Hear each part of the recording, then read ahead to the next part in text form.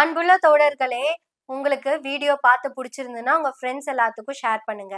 ஏன்னா நம்மளோட channel views போகாத அளவுக்கு தடுக்கப்பட்டிருக்கு.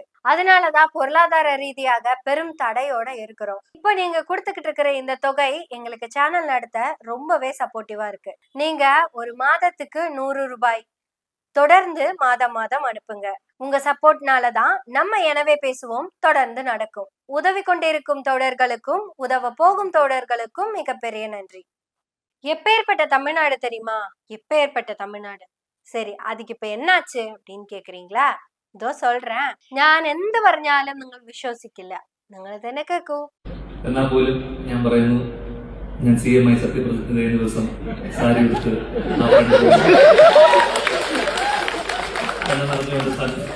ഉണ്ടാവും. എന്നോട് പ്രസിഡന്റൊന്നുമല്ല, CM ആവുന്നതാണ്. കാരണം മനസ്സിലോട്ട് നന്ദി ഉണ്ടാവുന്ന എല്ലാ പ്രതീക്ഷയോടെ ഞാൻ നിൽക്കുന്നു. നന്ദി. നിങ്ങൾ കേട്ടല്ലേ? ശ്രദ്ധിച്ച് കേട്ടില്ലേ? അത് മതി. ആ ആക്ടർ എന്ത് പറഞ്ഞെന്നറിയോ? ഇപ്പൊ ആള് ആക്ടർ ആയിട്ടുണ്ടത്ര.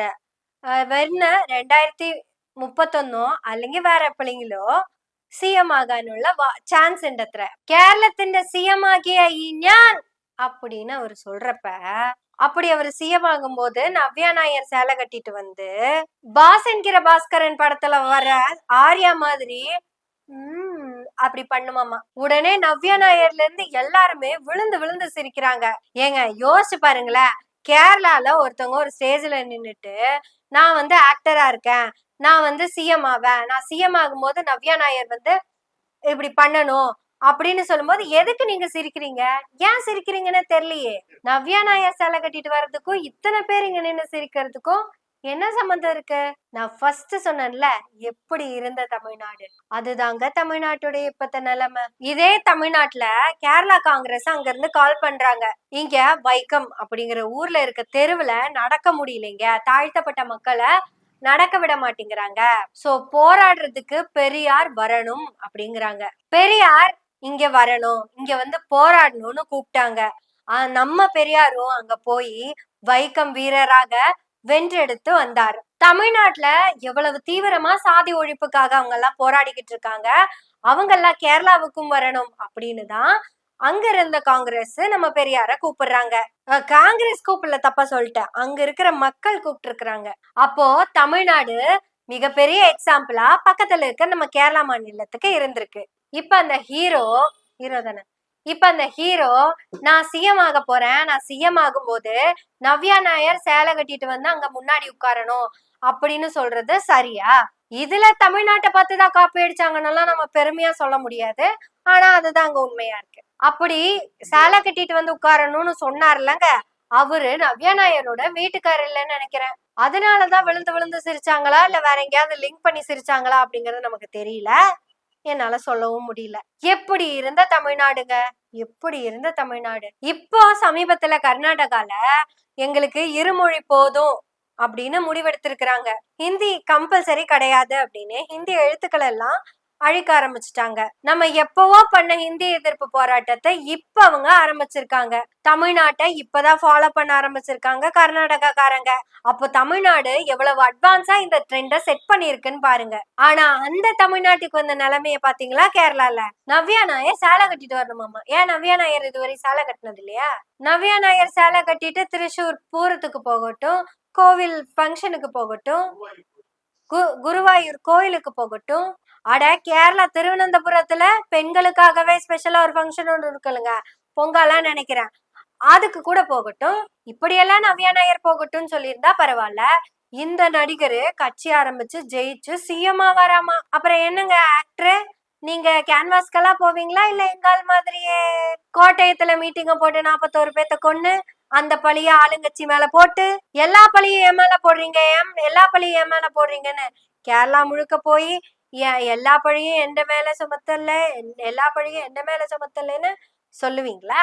நான் பாவம் ஆனே அப்படின்னு பிரேம் நசீர் மாதிரி சொல்லுவீங்களா? எப்படி இருந்த தமிழ்நாடுங்க இது? எப்படி இருந்த தமிழ்நாடு? ஹிந்து கோட் பில்ல நாடாளுமன்றத்துல அம்பேத்கர் சப்மிட் பண்ணாருங்க. நேரு ஏத்துக்கிட்டாருங்க அத. ஆனா கோணையா இருக்கிறதுங்க யாருமே ஏத்துக்கல.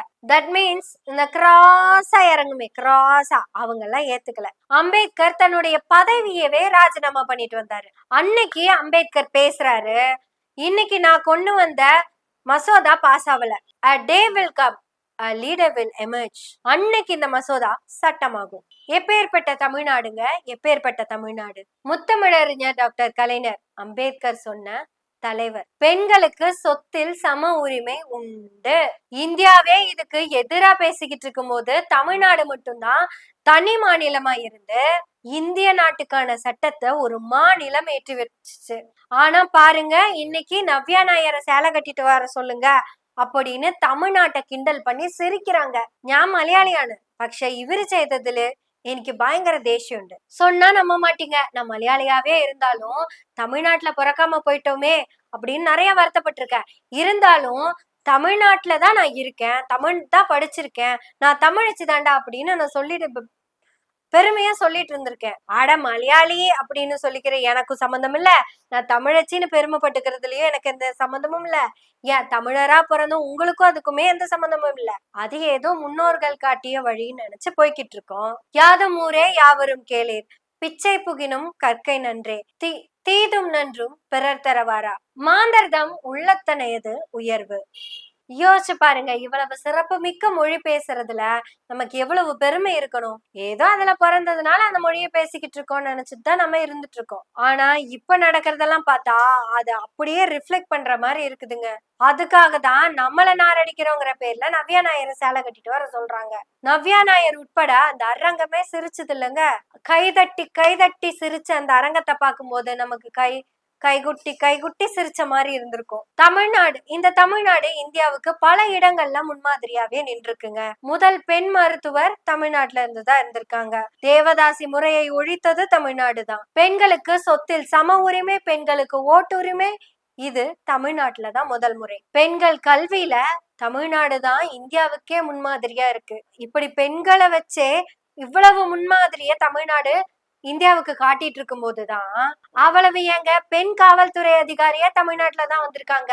இவ்வளவு பெருமைகளை வச்சிருக்கிற இந்த தமிழ்நாட்டுல ரிஃப்ளெக்ட் பண்றோங்கிற பேர்லதான் நம்ம தமிழ்நாட்டுல நடந்த ஒரு விஷயத்தை எடுத்து நவ்யா நாயர் நீங்க சேலை கட்டிட்டு வந்து நான் பதவி ஏற்கும் போது முன்னாடி உட்காரணும்னு சொல்லி இருக்கிறாங்க. அதுவும் எப்படி பாஸ் என்கிற பாஸ்கரன்ல வர ஆர்யா மாதிரி ரொமான்ஸ் லுக்கமா ചേട്ടന്മാരെ തമിഴ്നാട്ടിൽ നിന്ന് ഇനിയും നിറയെ പെരുമകളൊക്കെ ഉണ്ട്.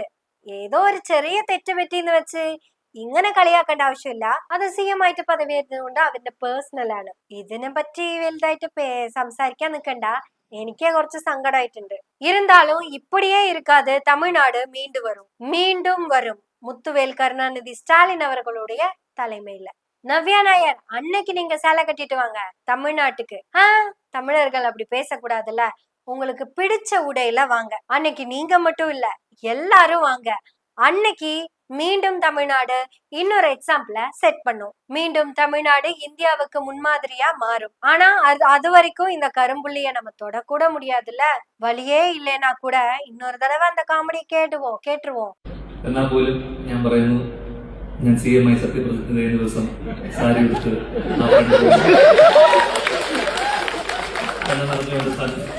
ഉണ്ടാവും. എന്നോട് പ്രസിഡന്റൊന്നുമല്ല, CM ആവുന്നതാണ്. കാരണം വെച്ചുകൊണ്ട് നമുക്ക് ഉണ്ടാവുന്ന വേറെ പ്രതീക്ഷയോടെ ഞാൻ നിൽക്കുന്നു. எப்படி இருந்த தமிழ்நாடு, எப்படி இப்பெல்லாம் கிண்டல் பண்ணி பேசிக்கிட்டு இருக்காங்க பாருங்க, எப்படி மாறி இருக்குன்னு பாருங்க. இதுதான் மாற்றம். தமிழ்நாடு மீண்டும் தமிழ்நாடாக வரும். அது வரைக்கும் பேசுவோம். எனவே பேசுவோம் நாள்தோறும். உங்களுடைய ஆதரவுகளை நன்றிகளோடு எதிர்பார்த்து கொண்டிருக்கிறோம். நன்றி, வணக்கம்.